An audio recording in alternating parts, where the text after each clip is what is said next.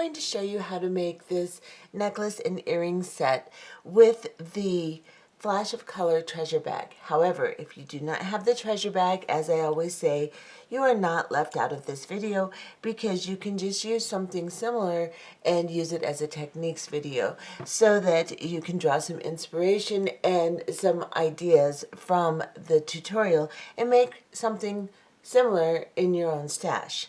Also, if you would like to make this and you didn't get the treasure bag, I do have some of these leaf beads on sale on my website. So I will leave a link in the description box and comments so that you can get some of these little leaf beads if you would like. Eventually, I will have these round beads.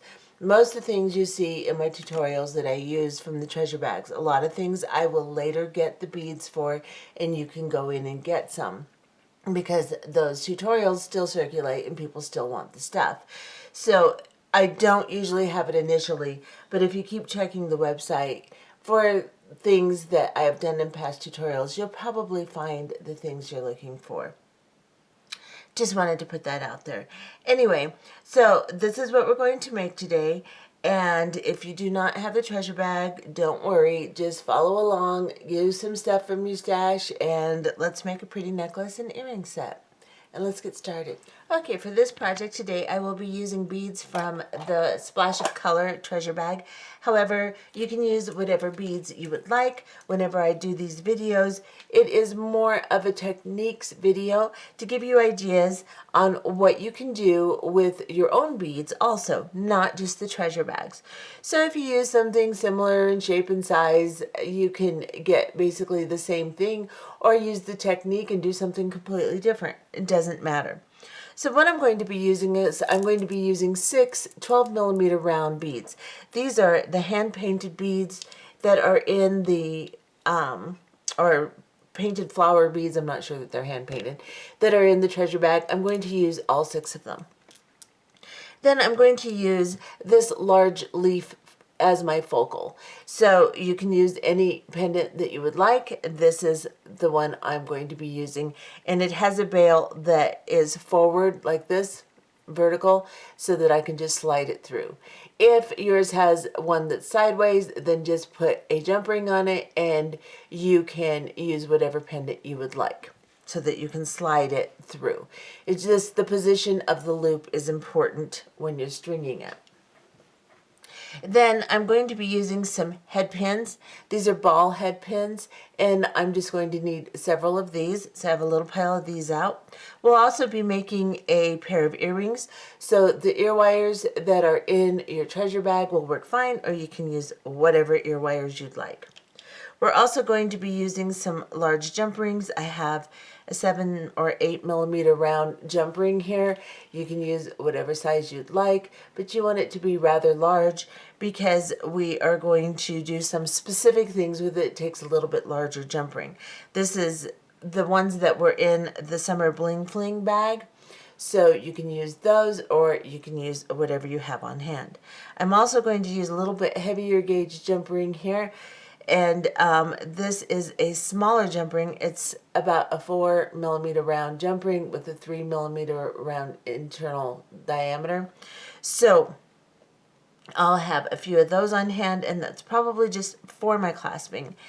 And speaking of clasping, we will also need a heavy gauge jump ring and one of the lobster claw clasps in your box. Do not have that out just yet, but I will. But I'm going to use a heavier gauge jump ring, or you can use a closed jump ring for that. So I've got one of those out, and you'll want one of your clasps that were in the bag, or whatever clasp you would like to use. I'm also going to add to the treasure bag some bead caps. I have these tiny bead caps, and I'm just going to use those as an accent. You can use any bead caps you want, or you do not have to use bead caps. It'll work just fine without them. Then we are going to be using the 3x4 rondelle that is also in the treasure bag. And this is the purple half blue. And then we will use some crimp tubes, size 2. Belon is what I am using, crimp tubes, and you'll need a couple of those. You'll probably need more like 4, but I haven't decided exactly how I'm going to do that yet, so maybe only 2. and then some wire guardians. This is a wire guardian. It's a little bit bigger size. It's about 5 millimeters tall, and it has a 1 millimeter hole. So it's just the bigger size so that my beading wire will fit through it. Now, we'll also use some chain. You don't have to use chain. You can string this whole thing if you would like. Just use more of your rondelles and your seed beads to string it. That would be fine too. And put your clasping on the end of the beading wire. That would be fine. I'm going to add a little chain to the back of mine. And I'm going to string with some soft flex medium. And let's see, that's fine. But I'm going to use some soft flex medium beading wire. And I have cut about 14 inches, which is probably more than I'm going to need. But I like to have enough to go through what I am doing well. So this is the beading wire I'm using here. And go ahead and cut yourself a piece of that. And we will go ahead and get started with this project. Oh, and I almost forgot. I have some seed beads, some 8/0 galvanized permanent finish Toho that I'll be using for little spacer beads in between my beads, my bigger beads. And let's go ahead and get started. The first thing we're going to do is we're going to make some little dangle components. We're going to make them for the earrings, and we are going to make them for a little dangle in our leaf here. So, first thing we're going to do is pick up a 3x4 rondelle, and then an 8/0 seed bead, just like this. Then grab your round nose pliers and place them right on top of that 8/0 seed bead, close to the tip of your plier, because that's where it's narrowest on your plier, and where you place it on your plier is how big your loop is going to be, and we don't want great big loops. So just a little ways down your plier. And then holding your plier parallel to your bead mat, then push that long portion of wire over the back prong of your plier. And then turn your wrist vertical now into the bend that you just created on that wire, just like that. And then bring that wire over the top of your plier, that prong that is on top. And then turn your wrist a little as you do that, and bring that wire underneath, creating a loop around your plier, just like this. Then we are going to grab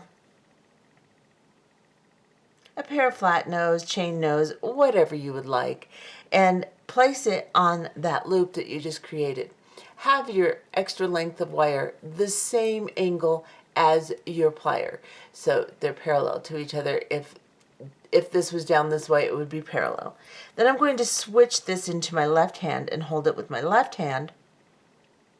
And I'm going to grab my chain nose pliers, and I'm going to start to turn. I want to turn 2.5 or 3 loops, just until I get to that 8/0 seed bead, just like that.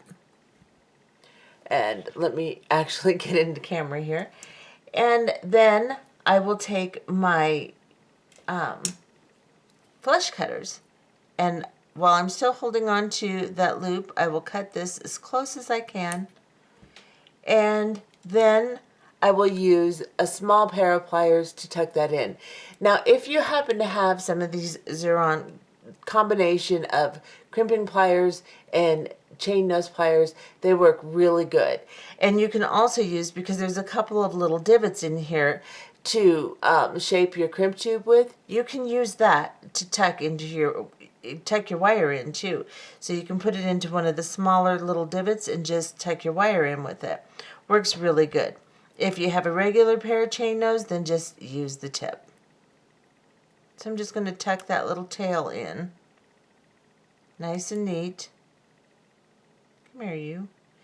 And then I will straighten out my little loop on top here. So it's a little off to one side, as you can see. Just put my pliers back in there and just straighten it up. It's just by moving it back a little. And then if your loop is a little bent, then just straighten it up that way. And that's what you should have. we are going to make 18 of these. So you'll have 6 for each earring, and then you'll have 6 for your focal. So go ahead and make 18 of these, and we'll be back. So now that you have 18 of these tiny components, we're going to make an earring like this. So you might want to put yours into piles of 6. We'll use 1 for the pendant and 2 for the earrings. I've already made 1 pair of earrings, and they turn out really cute, just like this. Very simple design. So get one of your ear wires out. Now, if you're using something other than what was in the bag, you don't have to necessarily do this part, but some of them are kind of squished together and they're just not quite right. They're very soft. So all you have to do is just move this portion out, straighten it up, clean it up a little bit with your pliers, and then you will see that this part of the loop is very widely opened. You're going to place your plier on this portion here, away from where it's open, right there, and then lift it up towards you, just like you're opening a jump ring, and then bring it back down while pushing it towards the other half of the loop. So you're just shimmying it back and forth until it's closed. And then you have your ear wire put together here. Make sure it's closed as tightly as you can. And then I'm just going to open the jump ring to put it on. So I'm going to leave that closed like that. Then I'm going to grab my large jump ring. So I have a 7-8 millimeter jump ring. Doesn't matter. Just something nice and wide like this one.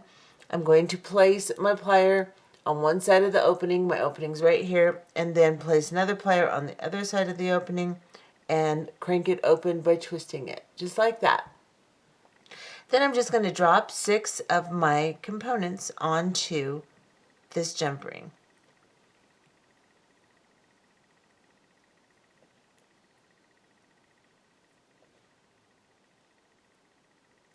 One, two, three, 1, 2, 3, 4, 5, 6. Yep. And then I'm going to put the wire on. And I hope you can see what I'm doing. So I just dropped all 6 of those onto the jump ring. Then I dropped the ear wire on. And now I'm going to close this jump ring by grabbing the other half that I'm not holding and bring it back by twisting it, shimmy it a little bit, make sure you get it nice and tightly closed. And then you're finished. You have a nice little earring just like this. And that is what the set of earrings looks like. Really cute little things. Then we're going to prepare our pendant the same way. Now, if you don't have a pendant, you can just make a dangle like this also, and then put another jump ring on top of the dangle. So you could make another dangle like this, and then connect a small jump ring to that jump ring, and then you'll be able to string that. You could also do a couple of loops with dangles on it for your focal. You don't necessarily have to have the leaf. You can make a focal with just your dangles. You could connect a couple together and put dangles on them too for your focal. So if you do not have this pendant or a pendant you would like to use, then you can do that. I am going to go ahead and open another of the big jump rings that came in my summer bling bling box. Any decent sized jump ring, 7-8 millimeter, you're going to be able to use just fine for this. So I am again holding it on one side of the opening and then just twisting it open like this. And I'm going to drop another 6 of my components onto this jump ring. And I don't know why I can't stay on camera today. Seems like I want to work on the edge of my bead mat. I'm sorry. Now, this is open. I've got all 6 of my jump rings, or all 6 of my components on it, just like this. I'm going to pick up my pendant and then drop it on, and then I'm going to close this jump ring the best I can, and then this is what I have. So if I wasn't in camera, I'm sorry. I am just having a hard time today. So I just dropped my components on just like I did for the earring, put on my pendant, same way I did the ear wire, and closed that. And that's what you have. And that's a really pretty little focal. Now we're going to go ahead and prepare to string this on to the front of our necklace, and then we will make the back with chain. Okay, so now we're going to string this. I have decided that for my colors, since I have 3 of each, and I'm going to use 3 on either side, and it's difficult to make it completely the same on either side with the colors, simply because if you do like 2 purple here, and then 2 blue, then you've got a blue and a purple, and it just doesn't work. So what I'm going to do is I'm going to do a purple, purple, and then a blue, purple, blue. And it gives it more of a random organic feel. If you don't like that, of course, you could just use 2 of these beads and then save 2 for, you'd still have 2 that don't match. So you could save them for something else. You couldn't really make earrings out of them, but you know, you can arrange it however you want. But this is how I'm going to do it. So the first thing I'm going to do is I'm going to take my bead stringing wire and I'm going to put it through the bail on my pendant and untangle it. And then I'm going to pick up 2 8/0 seed beads on either side.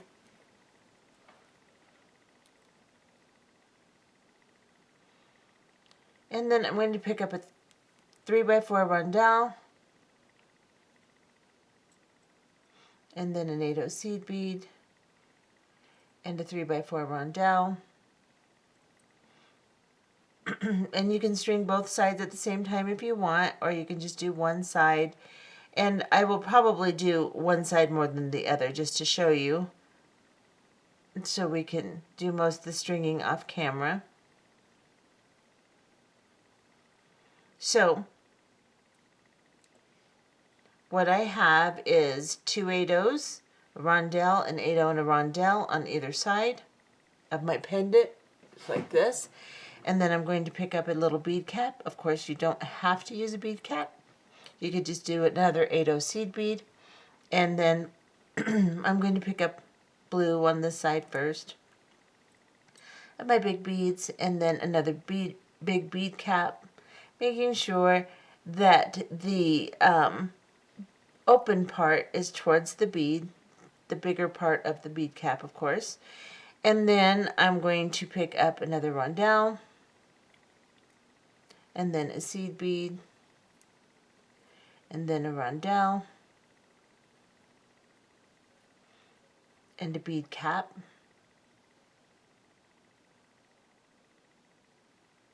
Oh, come on, you. Do it right. Just do it right there. And then I'm going to do my purple. And I'm just going to continue this pattern, putting on another bead cap, and then a rondelle, and then an 8/0, and then a rondelle, and a bead cap. And a blue bead. Of course, you could spread these out further if you'd like by putting more beads in between, if you would like to. That would work. And I'll probably go ahead and do a double or triple of my seed bead rondelle, or rondelle seed bead rondelle. Let's see, rondelle seed bead. Come here. Of course, you can string it any way you want to. If you don't like my pattern, just make one up. I think I'm going to do another seed bead and a rondelle. Or, like I said, you could spread these further apart by putting more beads in between them too. But I think I'm going to do it like this, and then do another seed bead and rondelle. I'm not sure how many I will use, but I want to make sure that I have at least like 5 inches on either side. That seems to work out well. So I will continue doing this side, just the opposite. I'll do my purple, blue, purple, and then I will figure out how many I want on this side as far as going up the length of the wire. and I'll show you exactly what I did. If you want to do the same thing, you will know. For now, I'm just going to clip that, and then I'm going to work on this side, and I will come back and show you exactly what I end up with, and then we will end the two sides. Okay, so this is what I've done. I've just put 5 rondelles and 5 seed beads here on the end on both sides. So start with your rondelle, finish with your seed bead, and make sure there's 5 of each type of bead on the end here. And that will make a nice focal for your necklace. Now, of course, if you're making a longer necklace than I am, then you may want to put more, just so it spreads more towards the collarbones on either side. I'm going to make about an 18-inch necklace. So if you wanted to make a 20-inch necklace or whatever, you can have more of your pretty beads in front than just your chain. Now you want to center your beads onto this piece of wire here. So just put the two ends together, center it the best you can so you have even amounts on either side. And then you can put a piece of tape around here if you'd like to hold it. Or you can put a clip. This is a potato chip clip and it doesn't work all that great, but it will work good enough for what I need to do. Then I'm going to grab one of my crimp tubes and I'm going to drop it down onto the wire right above this last seed bead here. And then I'm going to grab one of my wire guardians and I'm going to close it just a little bit because it's pretty wide. So I'm just going to grab, just makes it a little bit easier to manipulate. I'm not going to close it tight, but just kind of close in the gap a little bit. And then I'm going to put the wire through one side of the bead with the wire guardian. Of course, you do not have to do this if you don't have a wire guardian. Then you can just make a loop with your beading wire into your chain instead of doing this and just crimp off your chain. So I've got it on one side here. I'm going to put it through the other side and then through the crimp tube.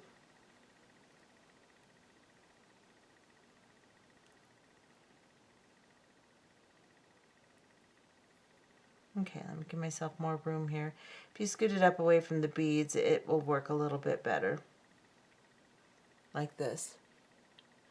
Let me get you in a little closer. So you just bring this up a little bit and then you can work with your bead tube down here. And then I'm just going to slide this down until I get it fairly close to my work. Keep sliding down, making sure my wire is in the divot on top of the wire guardian, making sure my wires are parallel inside that wire guardian, just like this. Oops, come on camera, be nice. It's like that.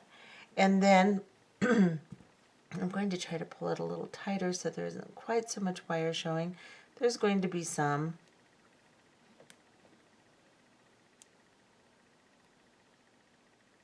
And then when I get the other side, I can tighten this up a little bit too. And now the other side isn't really stable because I just have a clip on it. And then I'm going to grab my crimping tool and I'm going to put this tube into the divot closest to the handles here. Center it and squeeze. And now I have my first half of my crimp, as you can see. I'm going to center that into the divot closest to the tip here of the pliers now. And I'm going to center it sideways so that the two little tubes that I made from the first crimp are inside centered like this, if you can see that. And then I'm going to squeeze. And now I have a nice little crimp. And I am just going to arrange this a little better, squeeze my wire guardian tight together like that. And then I will cut this wire off close to the crimp tube.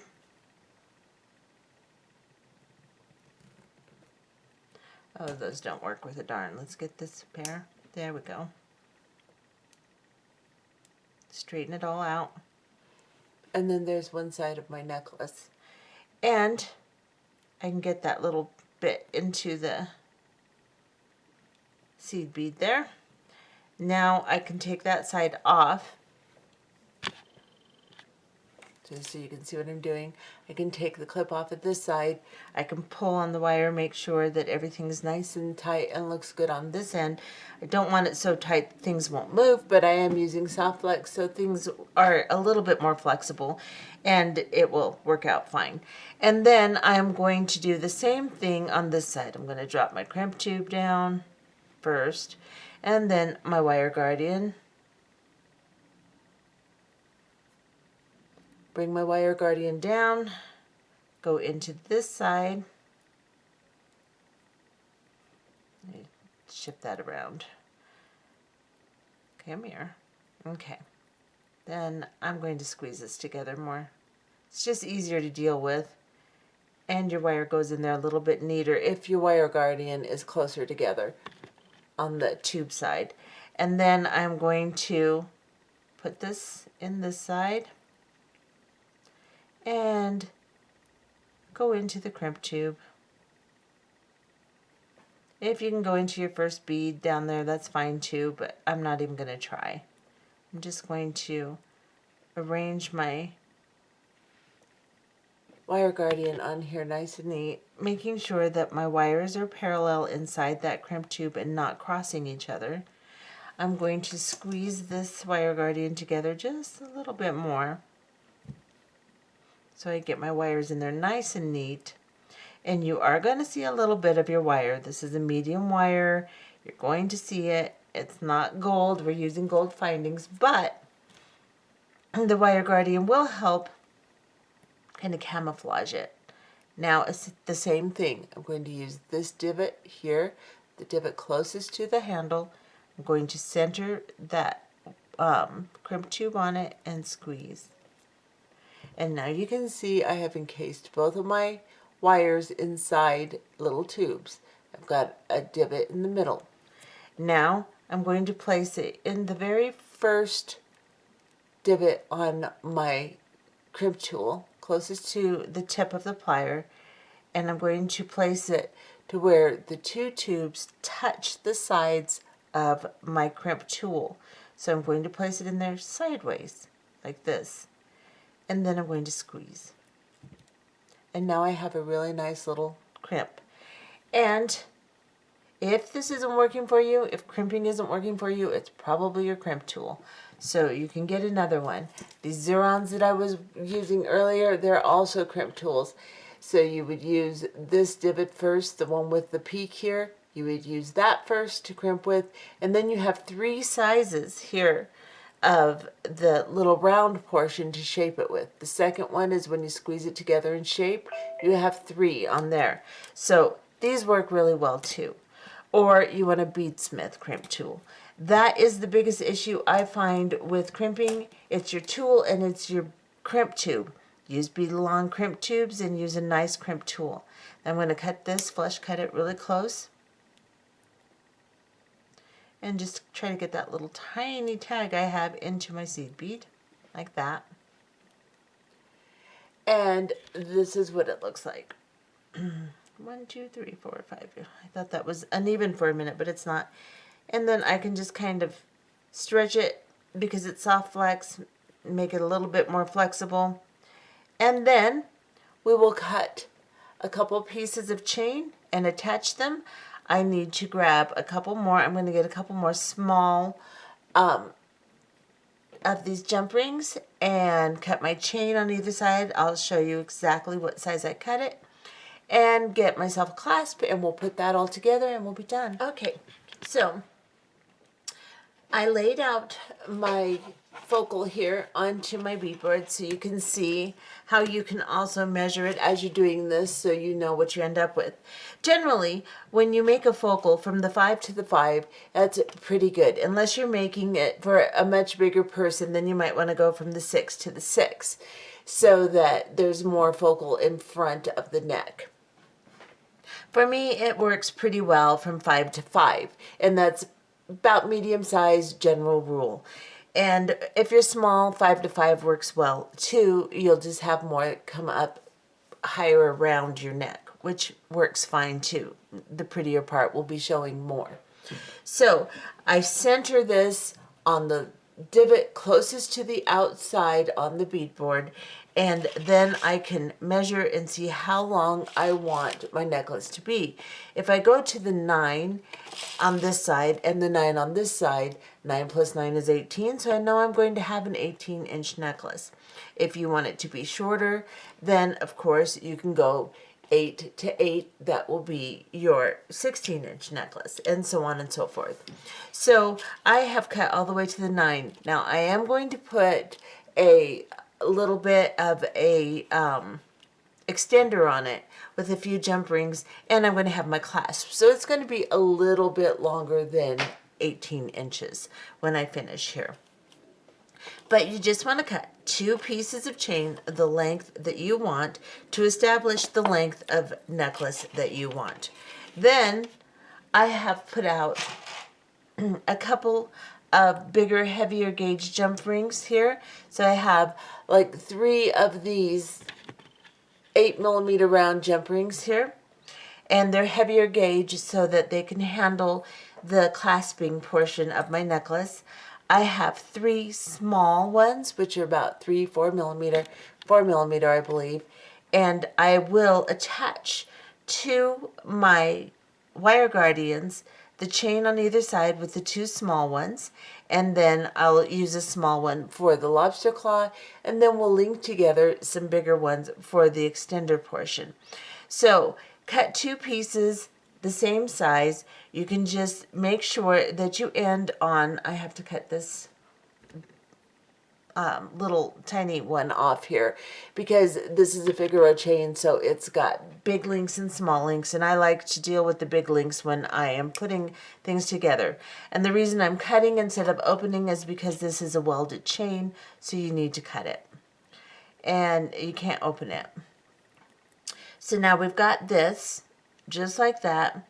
When you're doing your chain, you can always put them together on a head pin or something and make sure they're exactly the same length by holding them up on a head pin, and you can see that they're the same amount. And then we are going to grab one of our jump rings and open it. It's one of these small ones. So hold on one side of the opening, and then on the other side you can just twist it open, and then we're just going to put it on the wire guardian and put the chain on the jump ring also, and then close that. So I'm just going to twist it back the way I twisted it open and make sure it's closed nice and tightly. And that's what that looks like. Get you in just like that.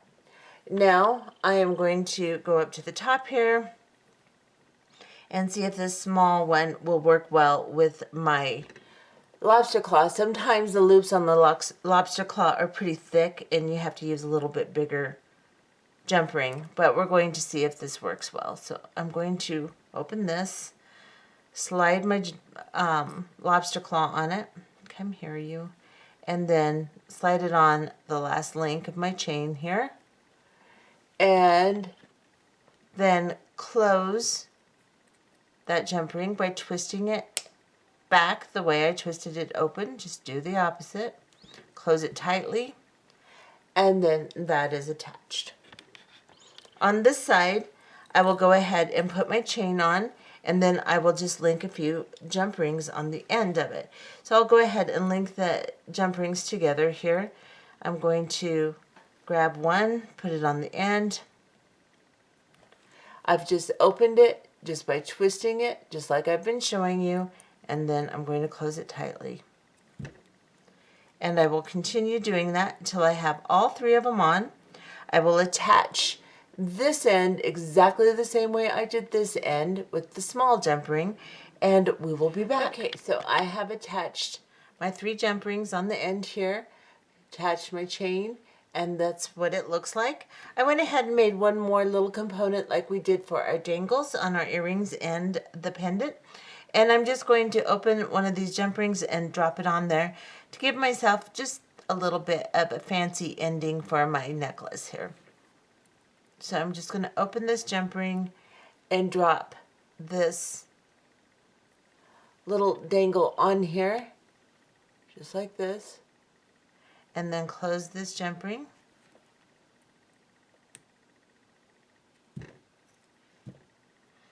And now I have a really cute little dangle at the end of my necklace. I'm going to lay this out pretty with the earrings and show you what we've got. I think it turned out really cute. And I like the way the earrings dangle. These are really adorable little earrings.